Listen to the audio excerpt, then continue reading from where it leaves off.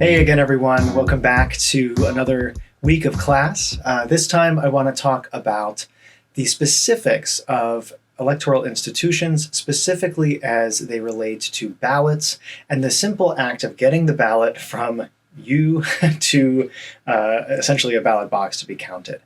So just to get started, I want to think about this question, the question of how we actually provide a vote and have that vote be counted.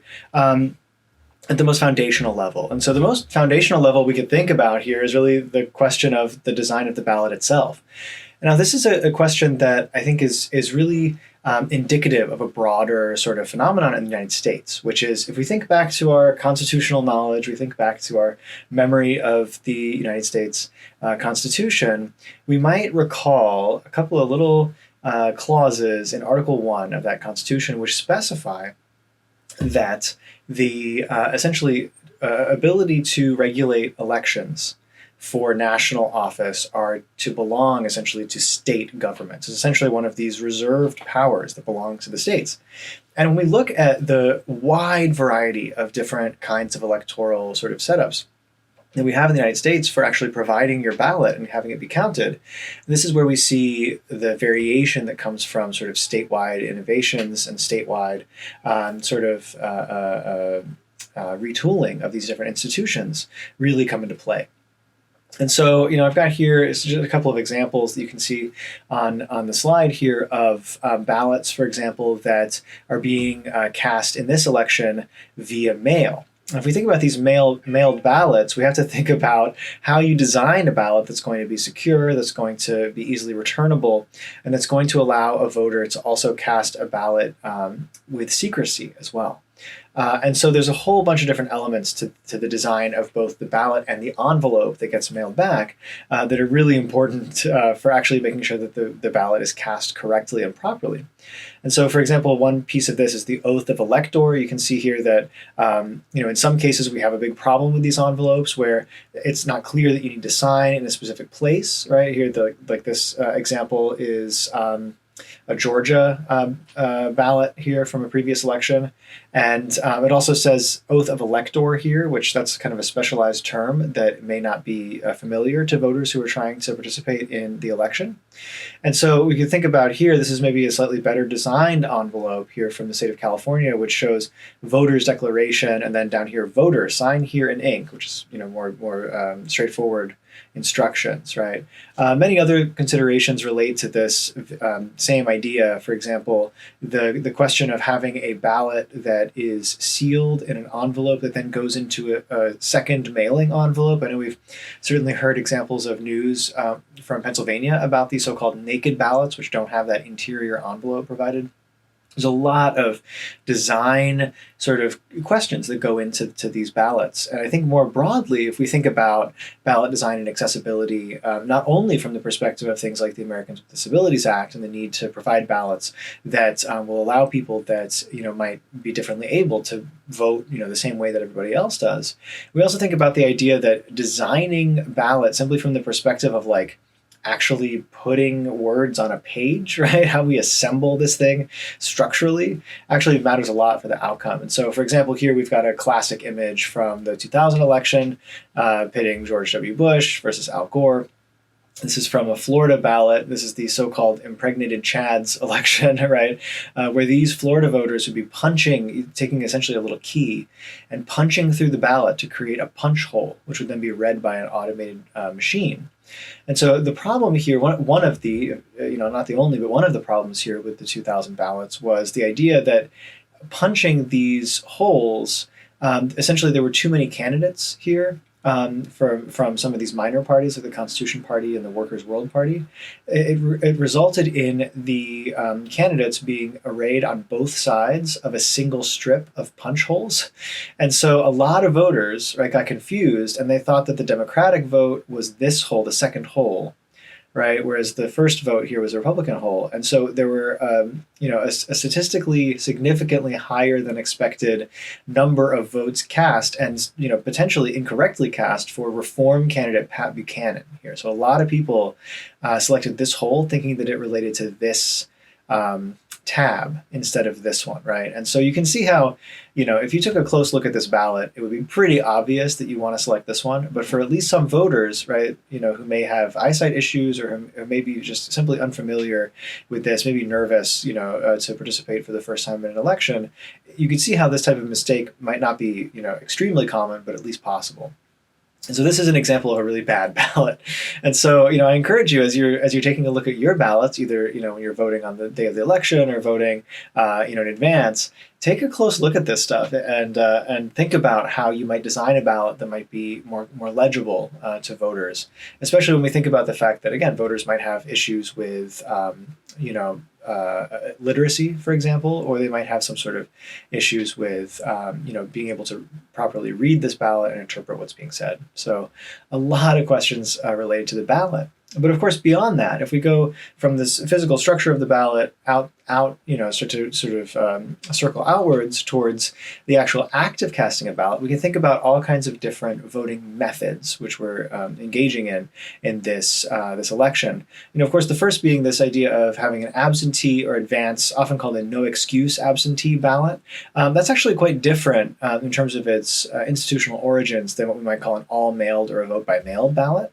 I've put these sort of as separate institutions.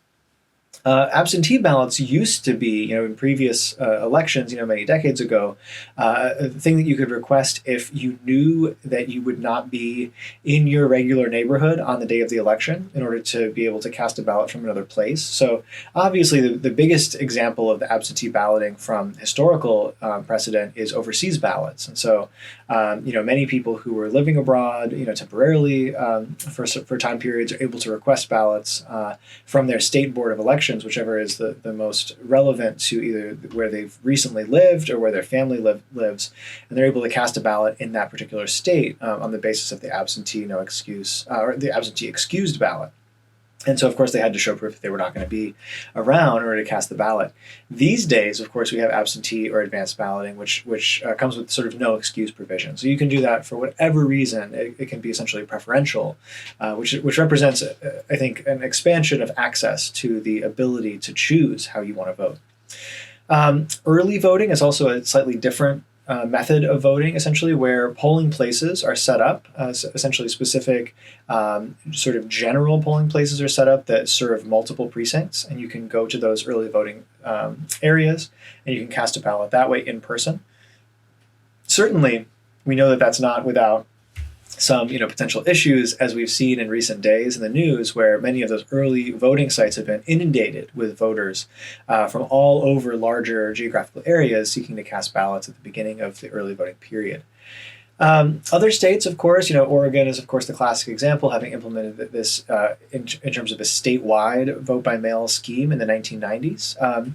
Essentially, there's another related but distinct vote-by-mail system, essentially, which eliminates the need entirely for polling places, except for very specific exceptions, and essentially says every voter is able to request and receive a ballot and then return it via the Postal Service. So, of course, some states have that instead of essentially this absentee optional mail balloting sort of system. And then, of course, we have, not last but not least, the traditional method of voting, which is essentially to go to your specific precinct polling place and cast a vote there. Generally, this precinct level, which is a geographical map established by the State Board of Elections, is going to be a very, very small geographical area. And each precinct is only expected to essentially record several, 1,000 votes total out of a number of registered voters. And so these very small precinct areas, could be any number of different sort of places, but generally, are going to be very close geographically to where voters are actually living. So when you register to vote, you are assigned a precinct on the basis of your address. So all these different methods, I think, we can assess today and think about the degree to which they provide voters with new options and also provide voters with additional accessibility to casting ballots. The National Conference of State Legislatures has a number of different great resources for you to check out if you're interested in learning more about the variety of different methods of voting and the variety of different laws at the state level which direct voters to be able to vote in these different ways. And you can really see that there's some substantial variation here. Like, for example, early voting, right? Sort of all voters are eligible to go to these centralized polling places and cast early votes up to between 22 and maybe even 40 days before an election. These essentially are the states colored in this dark blue shade that are eligible for that.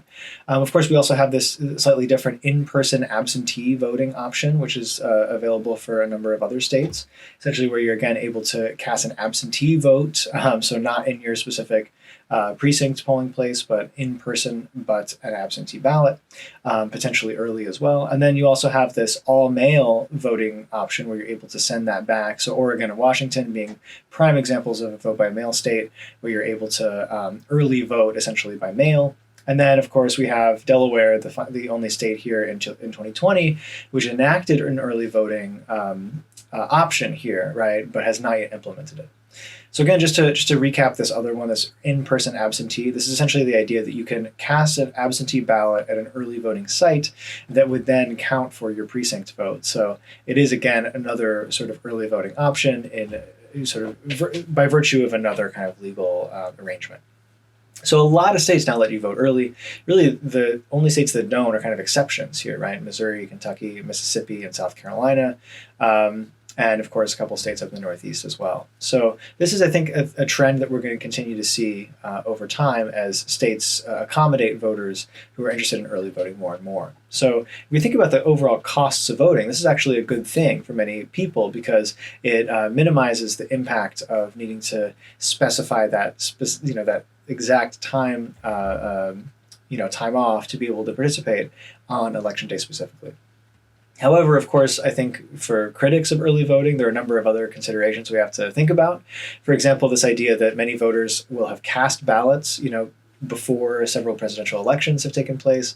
There's a lot that can happen in the last 20, 30 days of an election that voters may want to take into consideration as they cast ballots. So that is another thing to think about. But I think in general, many state legislatures, many states have taken the perspective that early voting is a nice thing to do because it lessens the burden on voters and on the system of voting on the day of the election. In Maryland, if you want to vote in person, obviously we can go back to this chart and we can see that Maryland, of course, is an early voting state. You have a long sort of period to be able to go to your polling place in October, or not your polling place, but rather this early voting site to cast your ballot. We also, of course, have mail absentee balloting in this election. But in terms of voting in Maryland in person, right, we have these 73 early voting centers. You can go online, you can go onto the State Board of Elections, sbe.maryland.gov, and check out the specific locations of these early voting centers. And you'll see it's very interesting. There's actually not very many of them. So in some sparsely populated counties, there are actually only one early voting center. And in some counties like Baltimore County and let's see, a couple of others, Montgomery County, I believe, there's 11 early voting centers scattered around the county. I think Baltimore City has somewhere between 8 and 10. I can't exactly remember the exact number, but it's something like that. A decent number and certainly not too many miles away from the average voter. So again, that's a nice thing. But I think when we address the question of in-person voting in Maryland today, the big concern, and something that everybody from sort of observers in the state legislature on the left to Larry Hogan, who's obviously a Republican, have expressed concern about this issue, is that day of voting centers in the 2020 election are actually going to be substantially reduced compared to 2016. In 2016, there were about 1,600 of those sites in Maryland, and this time there's only going to be 360. Now, certainly the State Board of Elections is aware that many ballots are going to be cast by mail, and so we don't have to worry too much about, inundated voting precincts and huge lines on that day of. However, this is still a very substantial reduction, and part of the reason for that, as the State Board of Elections has identified, is that there are far fewer people who have volunteered or who have signed up. Of course, they get a small amount of compensation. a small number of people have actually signed up to be election judges. And so the election judges, again, are the people who actually hand you your ballot, process the ballot in the machine, direct you where to go, essentially run the election. And so because there are so many fewer election judges this year, of course, many of them being very elderly, essentially the State Board of Elections has had no choice but to substantially cut down the number of day-of voting centers. And so it remains to be seen whether, on November 3rd, this is going to end up being a big problem, and we'll see essentially very long lines, as we've seen in some early voting sites as well in other states.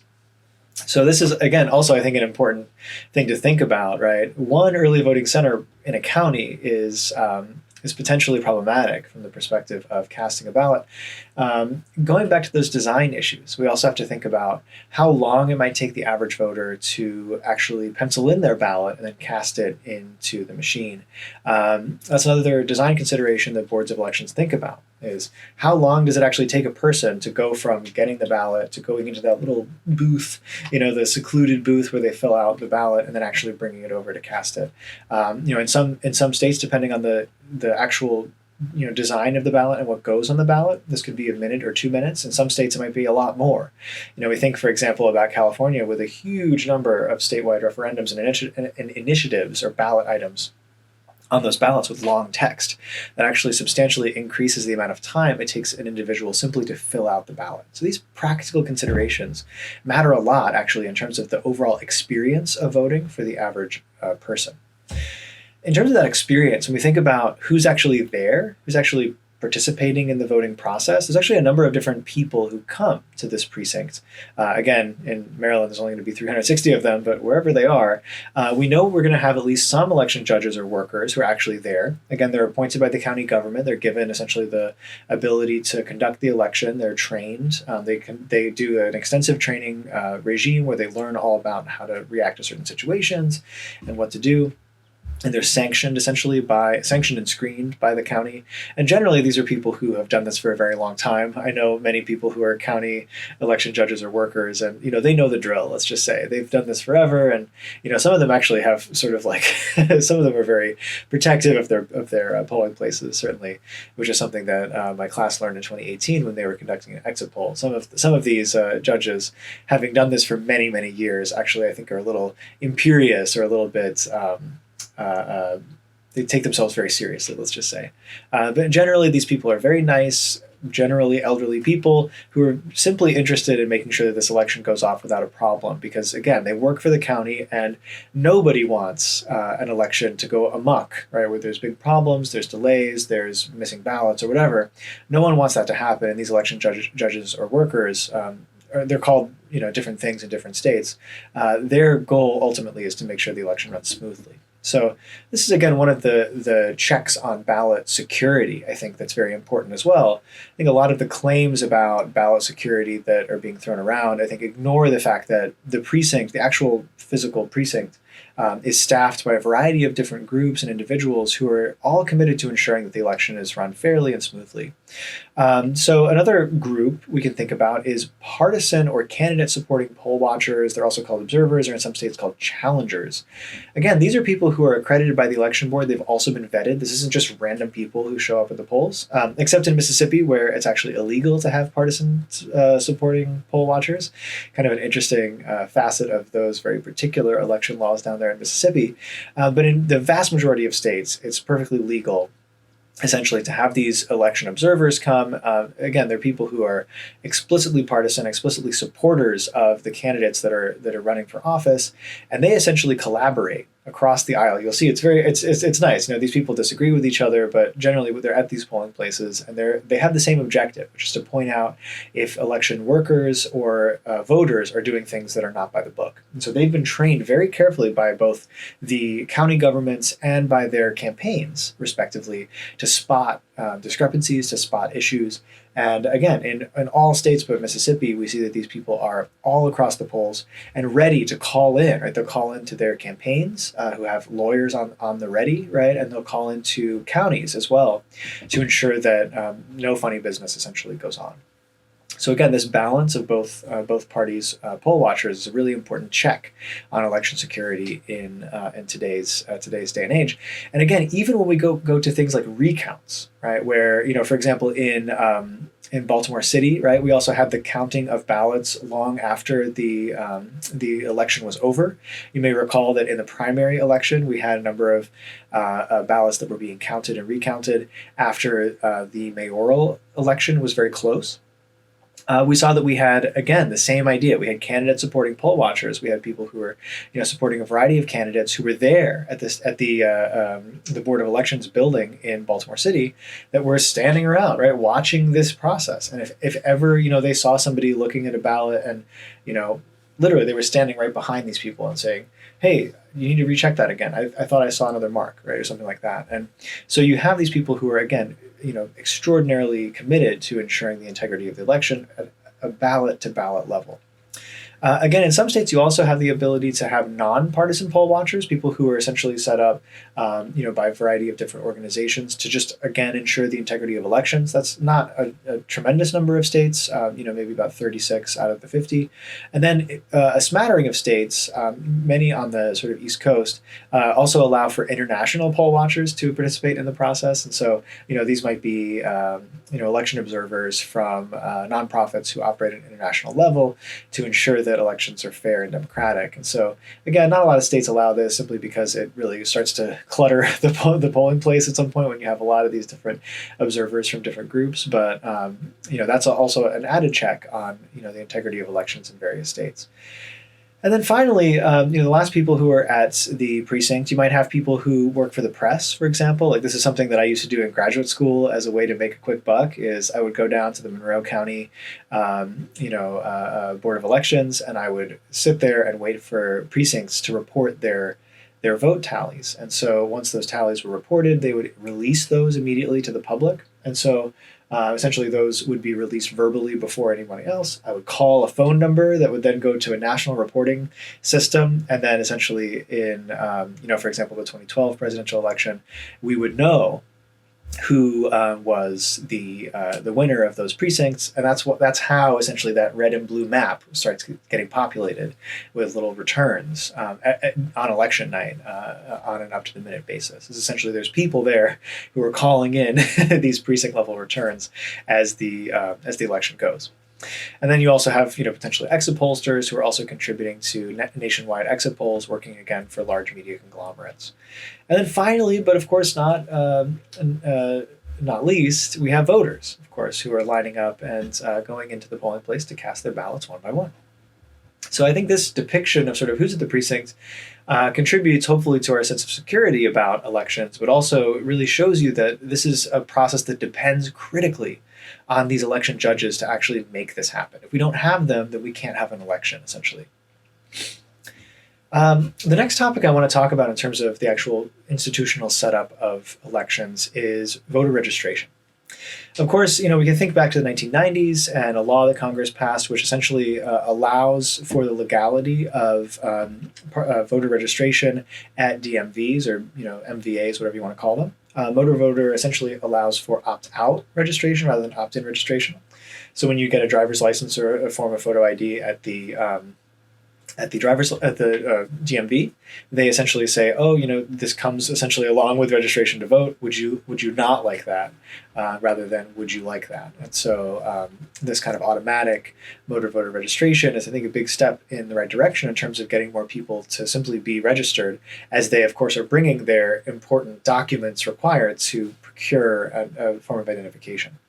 Some states, including Maryland, also have same-day registration, which essentially means you can cast a provisional ballot, which is then counted after the state verifies your information.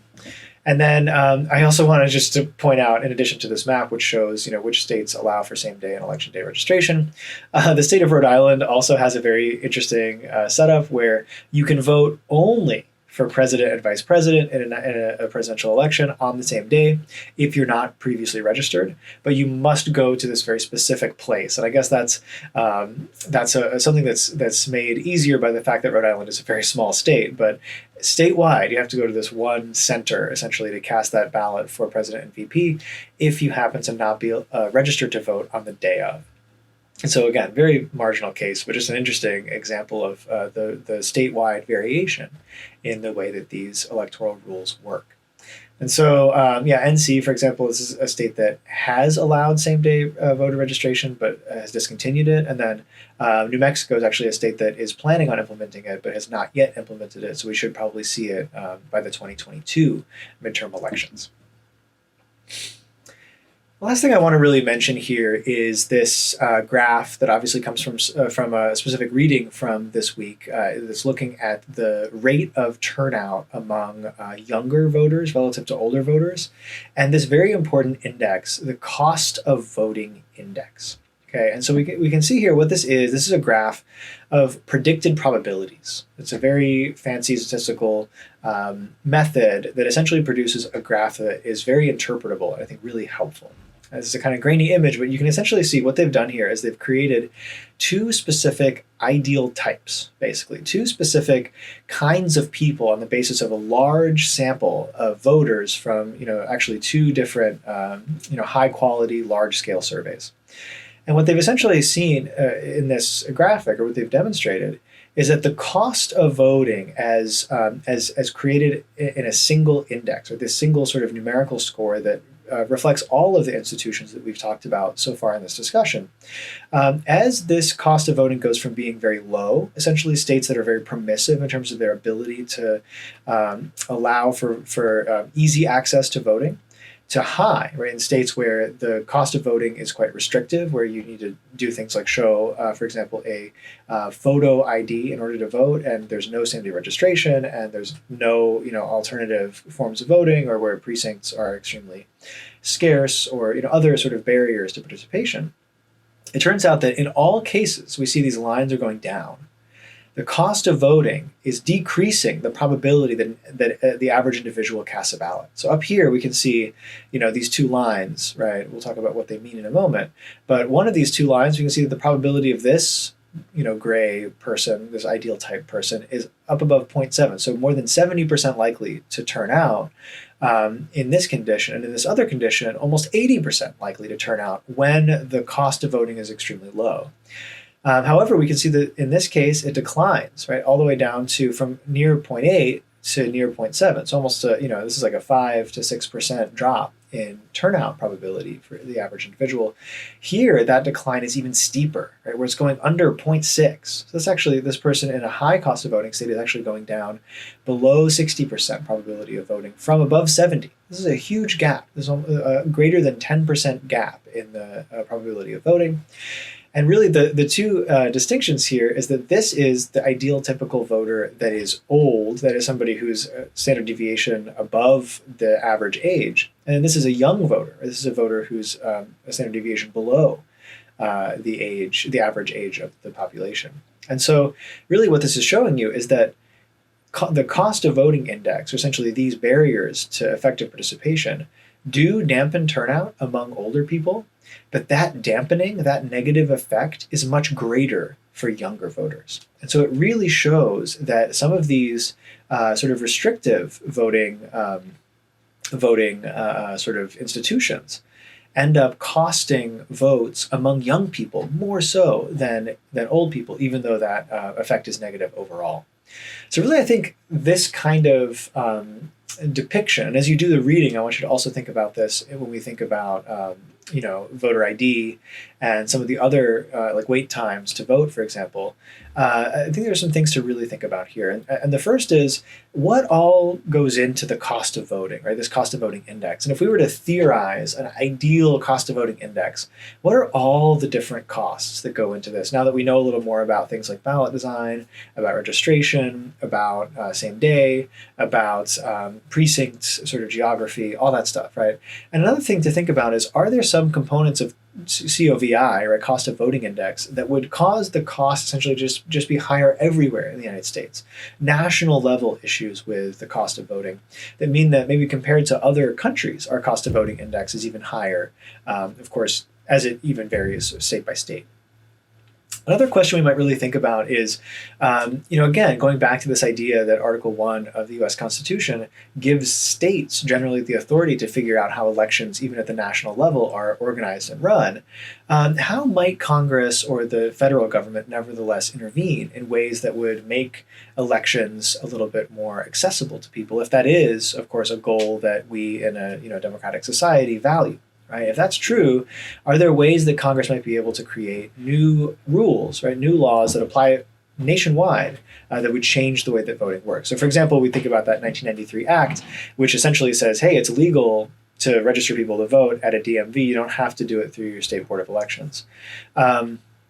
And then finally, I want to think about this equation. Go back to this turnout equation that we talked about a couple of weeks ago. V equals PB minus C plus D. Of course, this being the likelihood that your vote essentially is the determinative vote, the likelihood that it is the one that flips the election towards your candidate. Obviously very small. C being the cost. Again, COVI, essentially now, we could maybe put that in there, right? The cost of voting index. And then D, right? The psychological term. I want to really think about this. We'll talk about this more in our class discussion, but I kind of wonder, right? Is it possible that the interaction of C and D is more complicated than this equation might otherwise indicate, right? Ellie the cat has some opinions about this apparently. But the question is, if people intentionally try to mess with C, right? Especially people who are intentionally trying to make C bigger for a variety of reasons. If that is the case, is it possible that that act also influences D, right? Does this also change the way that people psychologically react to the voting process? And of course, one way we might think about this is maybe the high costs of voting cause people to become discouraged to vote. And for example, these long lines that we can read about in some of the papers that we have for this week's class, but also that we can observe in reality as we see some early voting sites inundated with sort of very eager voters in this last couple of weeks of the election, right? But also the possibility that it works in the other way, that it also might you sort of bolster voters' commitment to actually putting in a ballot. Essentially, the idea being, oh, you're trying to make this harder for me, so now I'm going to do it, just to spite you, basically. Is this the case? Is there such a thing as essentially a D term that's based entirely on people's, commitment to sort of spiting the efforts to make C bigger? That's something we can certainly talk about in this next week. But again, I really hope this discussion has served to get us back to basics and really think about the very seemingly innocuous design decisions, all the way from the print on the ballot to the envelope the ballot's in to the way that voters queue in line at a polling place, might have a major impact on this thing V, right? The propensity of an individual to actually cast a ballot.